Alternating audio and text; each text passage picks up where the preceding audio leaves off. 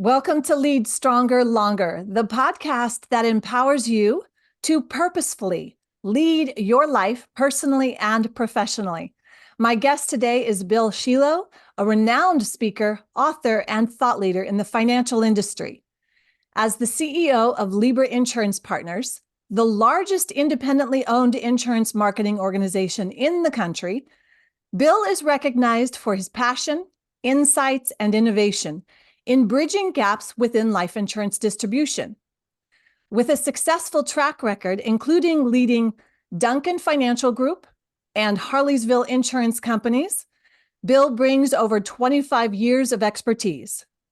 A graduate of the Pennsylvania State University and holder of numerous designations like CLU, CPCU, and more, Bill is dedicated to making a lasting impact in the financial sector. Join us as he shares his valuable insights on the podcast, Lead Stronger Longer. Welcome, Bill. Let's start off with your favorite quote or mantra. Well, thank you. Thank you. It is an honor to be here today. I will tell you that. I'm thrilled. So I would say that, one of the mantras that I kind of gravitate to, I had the opportunity to actually meet with and sit with Dr. Henry Cloud. And, Dr. Henry Cloud is pretty famous for writing Boundaries. And he does a lot of consulting. And one of the books he wrote was Boundaries for Leaders.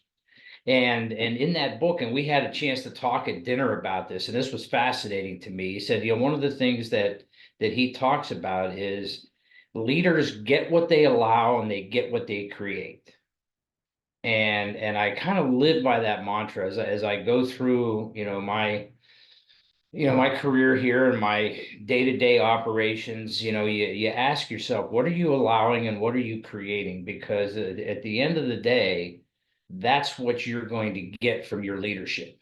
And I kind of always kind of keep that, in the framework of my mind. And, he tells absolutely awesome stories and from his consulting career of, CEOs that, complain about dysfunctional teams and as you drill down and he just simply would say, well, why do you think that is? Well, why do you think that is? And after about an hour of whys, you finally get it. Well, because I allow it to happen.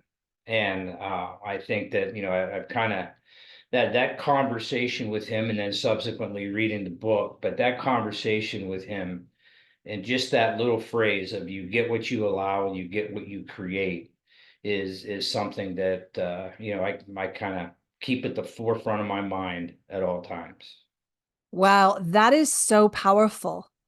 And if someone would just apply that to leading their own lives in every sector, right? Personally, professionally, what are you creating? What are you allowing? It comes down to personal responsibility. That is so brilliant. Thank you for that. You're welcome. Okay, so what led to your specialization? Well, it's interesting. So when I started my career in the insurance business by accident, like everybody else does. Very few people wake up and go to college and say, geez, I want to get in the life insurance business. It just doesn't happen. We all end up there because of, something else didn't work out. So we ended up in the life insurance business. And that's the way I did. And I started out as a life insurance agent, and that was fine. But then I lucked into a role with an organization that was affiliated with Harleysville, and I ended up in a field job where I had an opportunity to go out in the field and call on agencies. But what was inspiring to me was at that time the president of Harleysville Life was a gentleman by the name of Jack Keenan. And when I had the opportunity to meet him, I was just absolutely in awe of his ability to inspire, his ability to motivate, his concept of accountability. And I just sat there after a couple of interactions with him and said, wow, this is something I'd like to be when I grow up. I'd really like to have that opportunity to lead an organization, to really see, do you really have the juice to inspire somebody, to motivate people, to understand this concept of accountability. um, I was just absolutely in awe of the guy, and I just kind of set in my mind that that direction of working towards ultimately putting myself in a position where I could, you know, run an organization, run something, and have that opportunity to inspire, motivate, and produce, so to speak, was really became my goal. And every career move I made kind of was aimed at that type of opportunity. Wow, that's powerful. So clearly you had a North Star. And this is really important because it's so relevant in today's culture globally, in that I've been hearing a lot of this where the workforce is just not engaged, not inspired.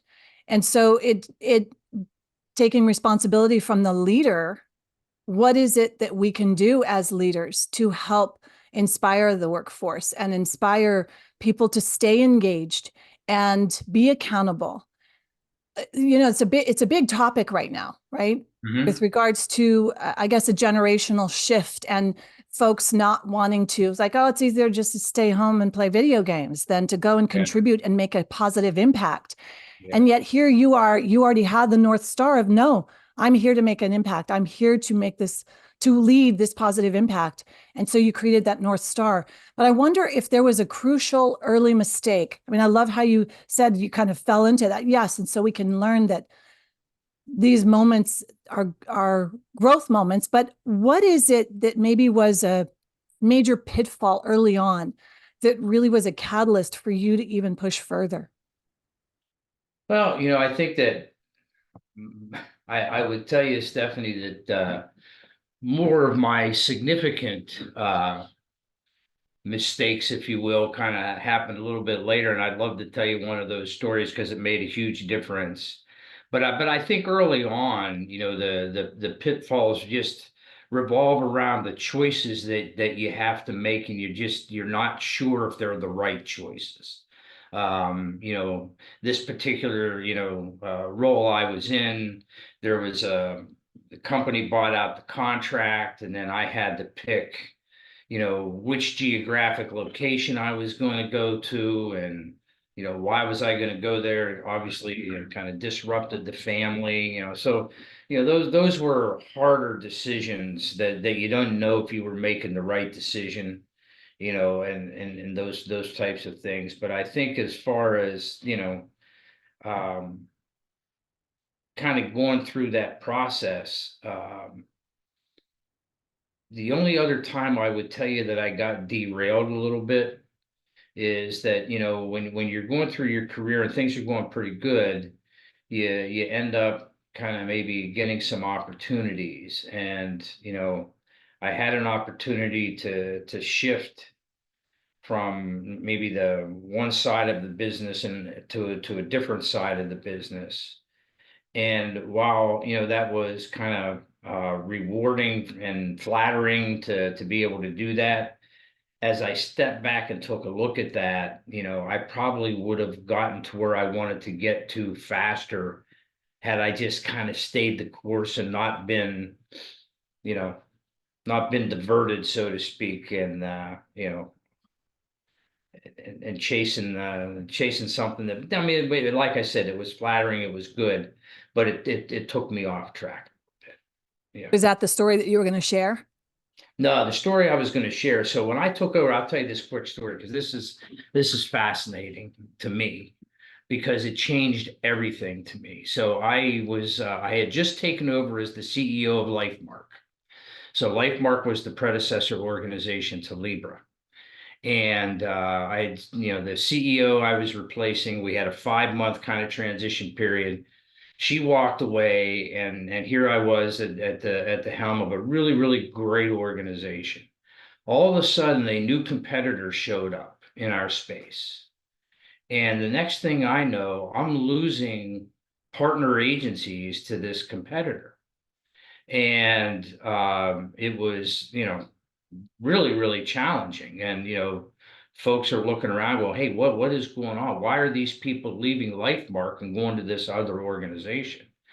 And, in my mind, I am sitting there kind of analyzing that other organization, saying, hey, I don't really think they have everything they say they have. I think they're misleading people. I think they're selling what they're selling a bill of goods. And I'm kind of espousing this. And at that time, Stephana, I am a member of Vistage at that time. And I had a chair, a guy by the name of Ed Robinson, and we had a one-on-one together.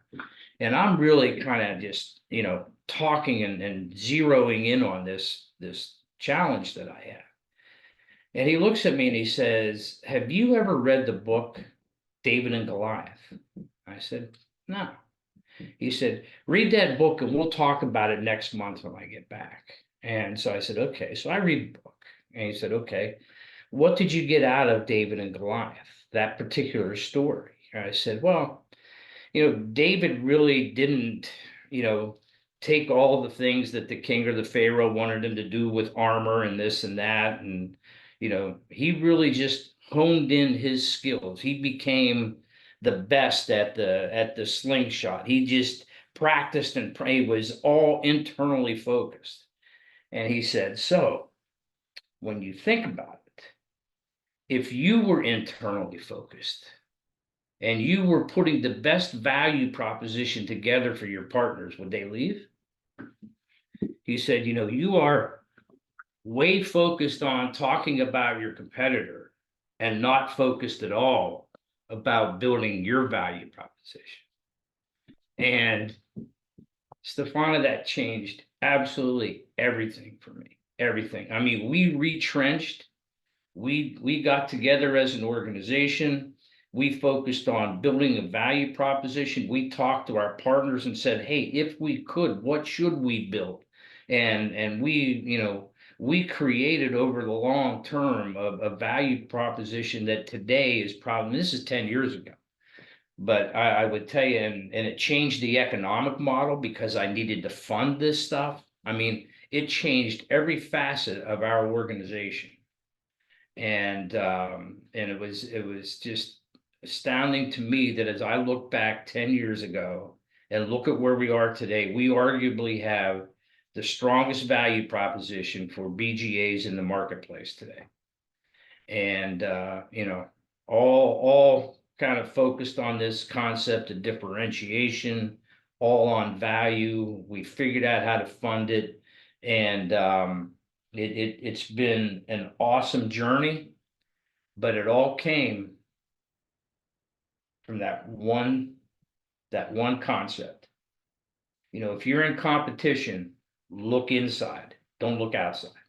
Yeah, absolutely. And that ties back to, what are you allowing? What are you creating? Yes. Because if you're Absolutely. creating and allowing from that perspective that is competitive and yes, so good. What a beautiful tie in there. Okay. So as we wrap up, what advice would you have for leaders, whether they're up and coming or they're in the trenches right now, or they're on the last leg? What advice would you have for leaders to lead stronger, longer, and maybe even a specific habit or daily action that you do or implement? Anything for us?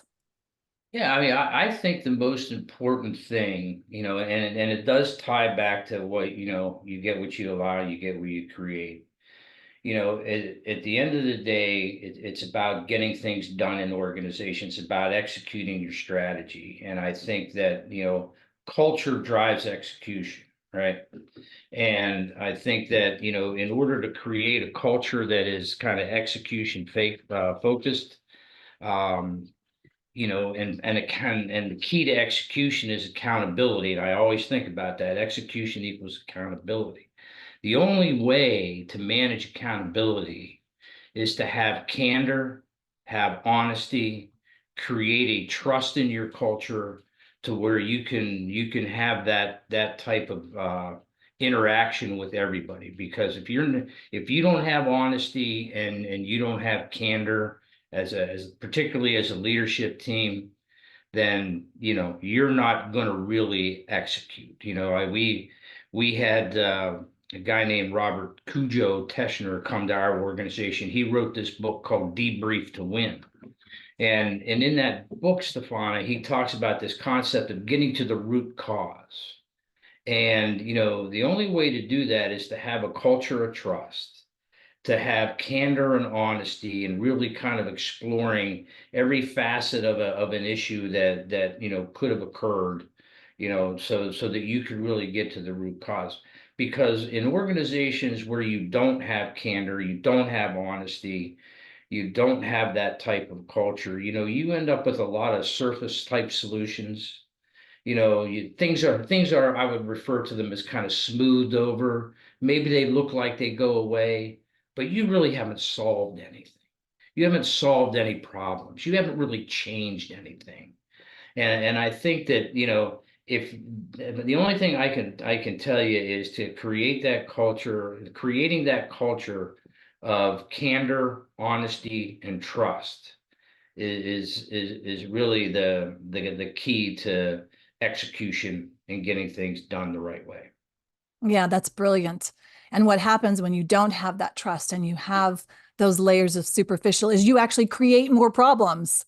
Yeah. Exactly. So very, very good. So many good books you've actually mentioned, but is there a go-to book that you have that this has made a major impact and that specifically on how you lead? I've got the other three. I'm going to note those down, but is there one that you just want to let us know about? Sure. I think the one book that we used, and it was a fun book too, was The Advantage by Patrick Lencioni. And what I liked about that was he talked about, the advantages of having a great organization, great people in your organization, and how that's a competitive advantage.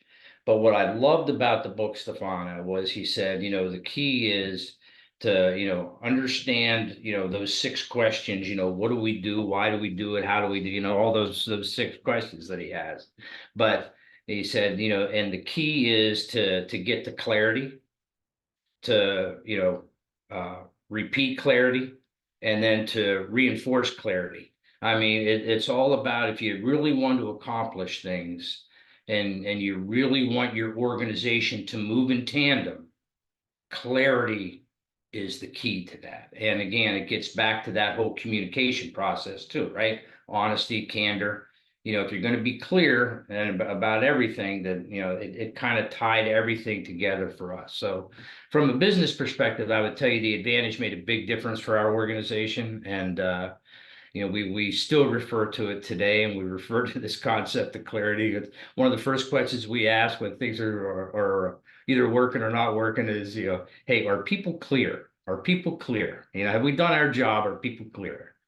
And then, on a personal level, the two books the 5 a.m. Club and The Power of Intention are two that I,